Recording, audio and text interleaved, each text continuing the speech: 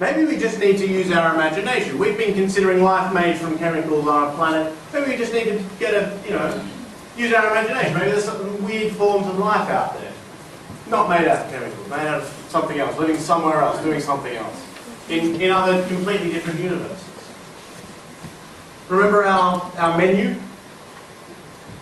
What we need to do, if this explanation is going to work, it's not enough that there's a couple of other forms of life scattered around. Because we still want to know how on earth did we manage to be alive when there's so many dead universes around, even though there's a couple of other, maybe that one's, some other weird form of life and some other form. Okay, the answer to this question is not relevant to explaining the fine-tuning of our universe. And John Leslie, a philosopher, gave a nice illustration to show this. And again, I'm going to use black dots to illustrate this. But each black dot here represents a fly on the side of a barn.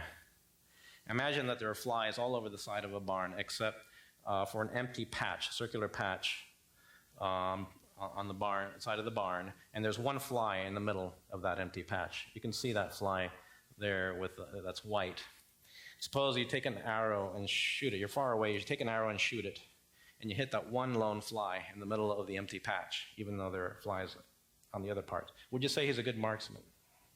Yes. Yes, I would say he's a good marksman. So that's analogous to our universe.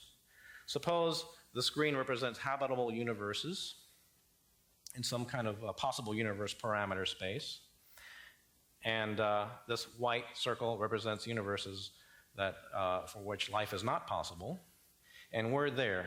We're there in this white area with lots of white area around us. Now, there may be green area, habitable universes outside of that white patch, but we're in the middle of this white patch where if you tweak the parameters of our universe just a little bit, you get lifeless universes.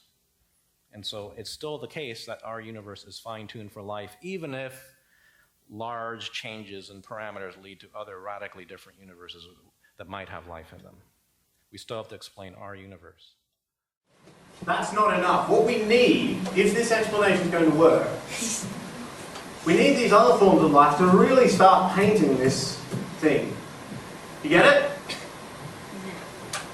It's very unlikely if you threw a dart at that board at random, just close your eyes, that you'd hit that middle spot. But if you hit one of those, some other form of life, that's pretty likely. To get what we need, in terms of this thing, we really need to start painting this thing in. Really start painting it up. So what's the best alternative form of life that people have dreamed up? It's silicon-based life. It's the most plausible one. Life as we know is based on carbon. The element that's most like carbon is silicon. So maybe life could be based on silicon. And we don't know. But there's two problems with this. Number one, it's inferior to carbon in every way we can measure. The long chains that carbon can make, silicon can make, but they're not as stable, they're not as long. If I breathe in oxygen, it combines with the carbon inside me and makes carbon dioxide. Carbon dioxide. Swap in silicon and you make silicon dioxide, which is sand.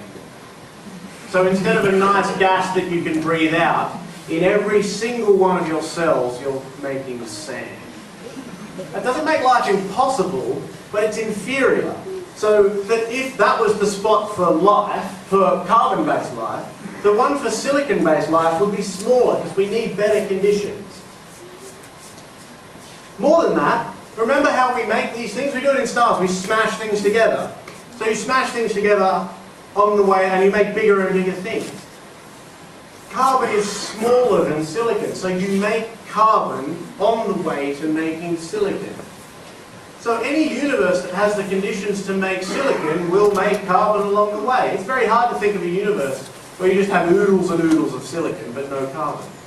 What that means is if this is the carbon spot, the silicon one is going to overlap it. The ultimate proof of this, I think, is that the most common element on planet Earth is in fact silicon. There's plenty of it around. Do you know how much of it is used by your body? Your body which makes use of iron and magnesium? None. that means is if we go back to our menu, we put a, you probably can't even see that. There's a tiny little red spot on the side of our tiny little white spot. But we needed to start painting the whole thing in. And that's the most plausible other form of life that we've found, that we can dream up. There are other ideas. Maybe we could replace water with ammonia. Maybe we could do this. Maybe around neutron stars, something. But you should get the idea. Nothing is going to start painting in these other universes. There's no atoms, there's no nothing. For this explanation to work, we would need life to be kind of easy. Pick any old universe, maybe carbon-based life like us won't fall, but something will. I think that's extremely unlikely. Thank you. Yes. Is it possible to imagine life which is not carbon-based? Yes, could you? It depends how realistic you want to get in terms of relating it to physics. If you want to just think in some general sense, you can. All sorts of science fiction writers have. If you actually want to tie it into physics, I don't believe there's any hope whatever of anything except carbon-based. And this is what, in a sense, Conway Morris will be talking about. But you have to have a structure which will keep information, allow replication of information, all the rest of it. And people have sometimes mentioned silicon, but carbon appears, as far as we can see, to be the only thing that can possibly do. Okay, I had a number of questions, but the first I'll just ask one is, it seems like you're calculating, and I could be wrong, the probability of, or the unlikelihood of the existence of life by changing individual factors, right? Like, okay, so if gravity were different something, then that would have an effect on the electrical field or some other factor. But it seems like all of those factors might be different and that they could occur in such a way that a different kind of life, right, could occur. Do you see what I'm Yeah, I see what saying? you're saying. So then that makes me think that it's really not very improbable that any kind of life occur. It's just that our kind of life occur. And that if that's what you're saying, it just seems like, oh, well, for our kind of life to occur, which is very specific, then there have to be these very specific conditions. But that doesn't seem to require an explanation of creation or design. That just seems to be like, oh, well, things could have been otherwise. There could have been other life, but not our life, because our life can only exist with X, Y, and Z. Right, I understand the objection. Okay. So it depends on how big of a range you're looking at. If you had totally different law structures, who knows what's going to happen? And I can address that.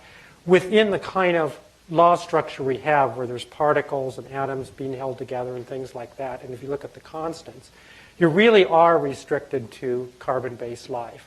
You can't get, you can't use silicon. It just doesn't have nearly the right properties.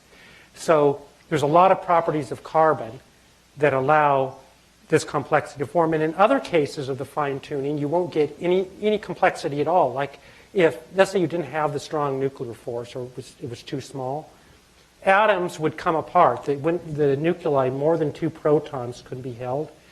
So the protons would fly off. All you would get is hydrogen.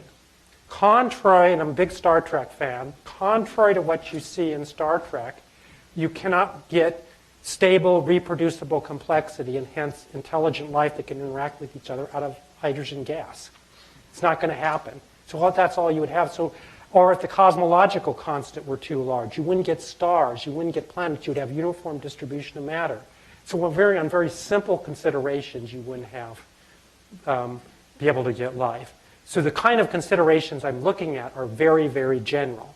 Now, if you go somewhere way off somewhere in some very different law structure, then maybe there is a place you can get life. And there, I'll give, I have that addressed here. That is the second part of how this thing goes.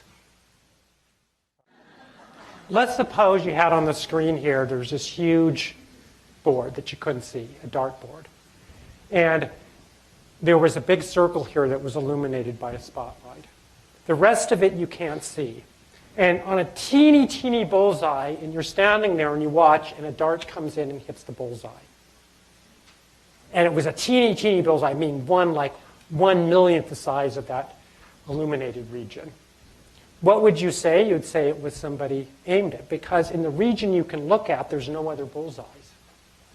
Okay, so it's a very, very small part of the region that you can look at. Shine. There might be other bullseyes elsewhere, but that doesn't matter. You don't know. What matters is it's very small to the region you can see. So that's the response to that one. Okay. Third possible objection is kind of related to that one. If the constants and initial conditions had been different, we wouldn't exist. But maybe other forms of life would have been possible given the same laws. So now you're not making such large radical changes. So you're making somewhat modest changes. And you maybe keep the laws the same but change some of the constants and initial conditions. Maybe other forms of life would be possible. Something like that, perhaps. Oh, kind of hard to see there. Now, that's perhaps possible, maybe. Can't rule it out completely. But several examples of fine-tuning that I'll be presenting tonight would prevent even the precursors to life. No planets, no galaxies, no chemistry whatsoever.